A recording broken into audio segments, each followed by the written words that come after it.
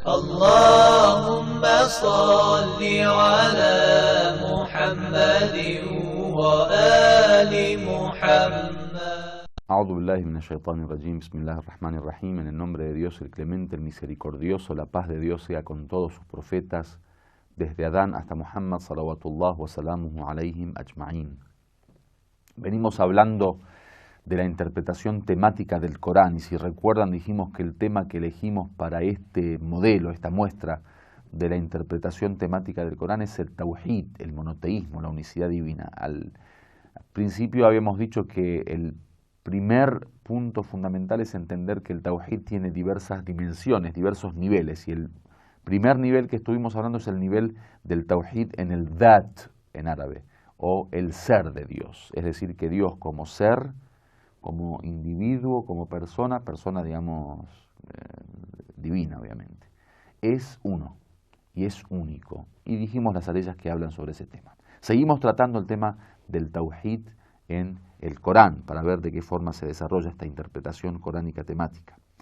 El segundo nivel del tawhid o de la unicidad divina es el nivel de la unicidad en la creación. A diferencia del primer nivel, el primer nivel tenía que, que ver con la persona de Dios, o sea, con el individuo. Dios es uno, único. Dijimos, no es ni tercero, ni el primero de tres, ni uno entre un segundo y un tercero, ni compuesto, ni ningún tipo de ser que se le asemeje. Dios es uno y único. El segundo nivel tiene que ver con la creación, y es la unicidad del Creador. ¿Qué significa? Que para nosotros el único que creó el universo fue Dios. Y si existen distintos niveles de creación, en el sentido que Dios pudo haber creado, por ejemplo, un ser, y ese ser creó un segundo ser, toda la cadena de creadores vuelven a Dios. O sea, ese es el monoteísmo en la creación. Puede ser que en estas leyes naturales que Dios creó, de alguna manera delegue ciertas responsabilidades de la creación a otros seres, pero no independientemente. Es decir, que esos seres al mismo tiempo son creados por Dios y son administrados por Dios, y la energía para su creación es dada por Dios, y el permiso para su creación es dado por Dios. O sea, al fin y al cabo, la cadena, si es que existe una cadena, por ejemplo, de creadores, vuelve al fin y al cabo a Dios. Y el único que tiene un efecto real, o sea, la primera causa, es Dios. Eso es lo que el Corán explica acerca de la creación. Por ejemplo, en una ley dice: Qulillahu khaliqu kulli shay'in wa huwa al-wahidul qahhar. Dice, di, Dios es el creador de todas las cosas, y Él es uno, y es el que impone su poderío sobre los demás. Dice, Allahu khaliqu kulli shay, Dios es el creador de todas las cosas, wa huwa ala kulli shay'in wakil, y Él es el encargado, de todas las cosas. Dhalikumullah, dice, ese es Dios. Rabbukum, vuestro Señor. Khaliqu kulli shay, es el creador de todas las cosas. La ilaha illahu, no hay divinidad excepto Él. En otro lugar dice, Dhalikumullah, aquel es Dios. Rabbukum, vuestro Señor. La ilaha illahu, no hay más Dios que Dios, o no hay divinidad excepto Dios. Huwa khaliqu kulli shay fa'buduh, Él es el creador de todas las cosas, pues adórenlo. Wa huwa ala kulli shay'in wakil, y Él es el que, se le ha delegado todas las cosas. Él es el encargado de todas las cosas. El wakil es como aquel que tiene poder sobre todas las cosas. Y otras aleyas que hablan sobre este nivel de la creación. Entonces, el primer nivel de la unicidad es Dios como ser, o sea, existencialmente, el ser de Dios es uno. El segundo es Dios como creador. Creemos que no hay creador más que Dios. No hay nadie que haya podido, crear el universo, en el sentido de haber sido la causa de la existencia, más que Dios. Y con esto, el tema de la creación es un tema importante que hay que tomar en cuenta.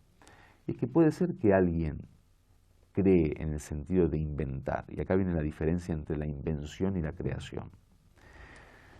Puede ser que uno, tenga la capacidad de crear en el sentido de la creatividad, o sea, inventar algo, hacer algo nuevo, algo que no existía. De repente yo ahora agarro, por ejemplo, ciertas teorías científicas con cierta materia prima y empiezo a armar una cuestión que después hago un invento. Eso puede ser. O puede ser que yo, por ejemplo, pueda crear un fenómeno en la naturaleza, como por ejemplo plantar una semilla y regarla y, digamos, cuidarla hasta hacer un árbol. O puede ser que uno en la procreación, por ejemplo, crea un hijo. Eso es correcto. Sin embargo, la diferencia entre esto y la creación de la cual venimos hablando es que la creación es dar existencia a algo que no existía ni siquiera como materia prima. O sea, dar existencia de la no existencia, partiendo de la no existencia. Una cosa es inventar, que es crear algo a partir de la existencia, como por ejemplo yo agarro, supongamos, un plástico con una batería, con un motor y hago un auto que funciona a control remoto.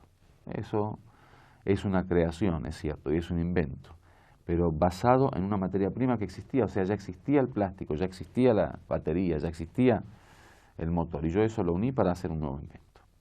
Diferente a crear desde la no existencia. El tipo de creación del cual decimos Dios es el único creador que parte desde la no existencia. O sea, de la nada crea algo, hace un ser. El segundo punto es que el modelo también es un modelo de la creatividad divina. Es decir, Dios creó no a partir de algo, de un modelo, o de un plan, o un plano. No existía ni plan ni plano. Dios dio la existencia de la nada. ¿Qué significa? Plan, obviamente, como plan divino, sí, no existía plan como lo que uno generalmente puede hacer como ingeniero de el primer paso, el segundo paso, el tercer paso. Dios da la existencia de una vez. Y el no tener un modelo es importante. Dios creó la creación a partir de la existencia que Él le dio. O sea, con la existencia creó, no con un modelo anterior. Nosotros todo lo que creamos generalmente tenemos un modelo. Hoy en día, por ejemplo, usted ve una cámara fotográfica y está tomada del ejemplo o del modelo de la visión humana, o sea, de la vista humana, del ojo. Y como eso, muchísimas cuestiones. Usted ve, por ejemplo, el avión, y el avión tiene la forma de un pájaro. O sea, al fin y al cabo siempre hubo modelos en los cuales apoyarse al momento de crear. Entonces, el tema de la creación es uno de estos puntos fundamentales también que va a tener obviamente un efecto en lo que viene después acerca de la devoción y la adoración. Justamente como Dios es el único creador, como Dios es el que dio la existencia a partir de la nada, de alguna manera, como dice acá, es el que impone su poderío porque al fin y al cabo nos obligó a existir. Ninguno de nosotros, y esto quizás es un poco más una moraleja más que el tema del tafsir, pero para tener en cuenta también que es parte de la educación, y al fin y al cabo si nosotros hacemos tafsir o estamos explicando, digamos, tafsir y exégesis es para poder también tener un efecto en la educación. Lo importante es esto, que cuando Dios nos dio la existencia, de alguna manera nos obligó a existir. Y eso también tiene mucho que ver en la relación del siervo con Dios, sentirse siervo, o sea, uno no eligió. Por eso mucha gente cuando habla de la libertad y habla del libre albedrío, de la libre elección, sinceramente si uno ve la realidad humana desde su propia existencia, ¿cuándo elegimos nosotros? ¿Cuándo se nos permitió elegir como para ahora estar pretendiendo la libre elección en todo sentido y que se nos consulte en todo? Si ni siquiera existíamos. O sea, no hubo un momento en donde nosotros se nos permitió elegir si queremos estar o no, existir o no. Dios nos creó y lo hizo justamente por su poderío, porque tiene poder sobre las criaturas. Entonces, frente a ese poder, obviamente, el ser humano debería tener en cuenta de que hay alguien por encima de él. Por eso el tema de la creación y del señorío divino es muy importante al momento de elegir a alguien para adorar. El tercer nivel del tawhid o de la unicidad es el nivel en el señorío, que le llaman at-tawhid ar-rububi, que es obviamente el señorío de Dios, la administración divina después de la creación. Si ustedes ven, vamos paulatinamente, digamos, estableciendo los distintos niveles con un orden lógico. Primero, Dios como ser, Él solo. Luego Dios cuando crea, que es el primer paso hacia la manifestación del otro, o sea, de las criaturas. Luego que Dios creó, viene la administración. Una vez que yo creo, entonces tengo que comenzar a ordenar, a poner leyes, normas, la naturaleza o la ley, digamos, que pone para el ser humano. En esto del orden y la administración que llamamos ar-rububía o el señorío divino, también creemos que hay un solo Señor, o sea, un solo administrador. Y todos los que aparecen después, digamos, en esta cadena de administración, como por ejemplo los ángeles que administran y que mueven el universo y que mueven el viento y el sol y la luna y la tierra, o sea, los que están constantemente, digamos, administrando el universo, esos están bajo las órdenes de Dios, es decir que al fin y al cabo también son parte del señorío divino, porque no lo hacen independientemente, lo hacen bajo la orden de Dios, con el permiso de Dios. Y esto es contrario obviamente a lo que piensan los idólatras, los incrédulos o los asociadores, por lo menos en la época de Meca había una división, digamos, clara, una distinción entre el monoteísmo en la creación y el monoteísmo en la administración. Usted le preguntaba a un árabe de esa época antes del Islam y ellos decían, nosotros creemos en Dios y creemos que Dios es el creador del universo. Sin embargo, la administración del universo está en manos de los ídolos. O en el totemismo, por ejemplo, se cree que de alguna manera seres animados tienen, digamos, un tipo de administración, un tipo de efecto en la administración.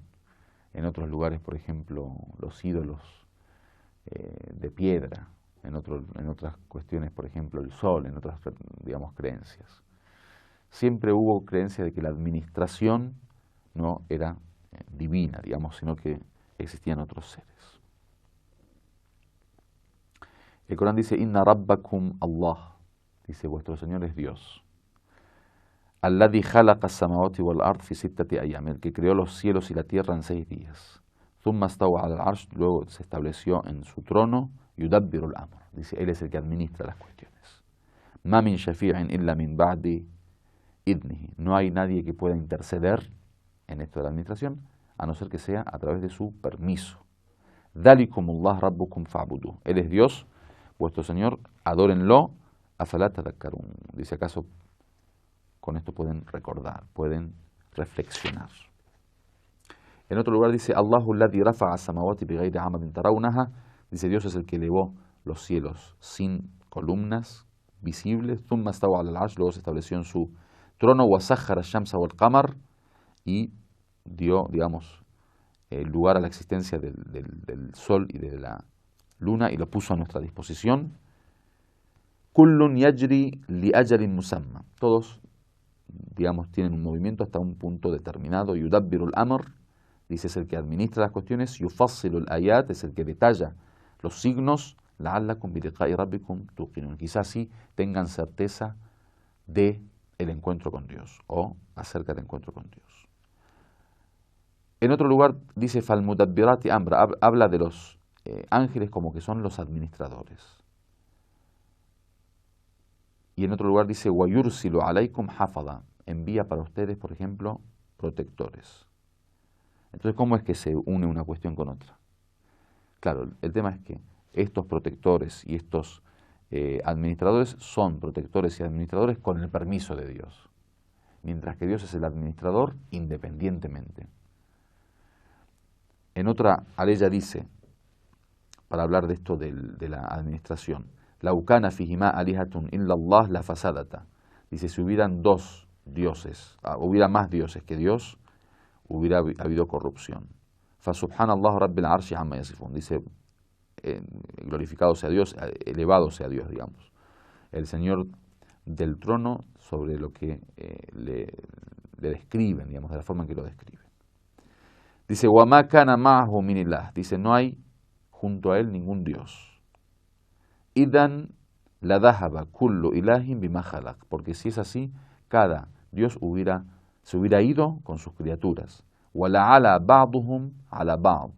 Y algunos se hubieran sentido superiores a otros. Subhanallahi amma yasifun. Dios está más allá, digamos, de lo que muchos describen. En la próxima lección estaremos hablando de la explicación de estas dos aleyas y del cuarto nivel, que es el nivel del tawhid en la adoración. Walhamdulillahi rabbil alamin.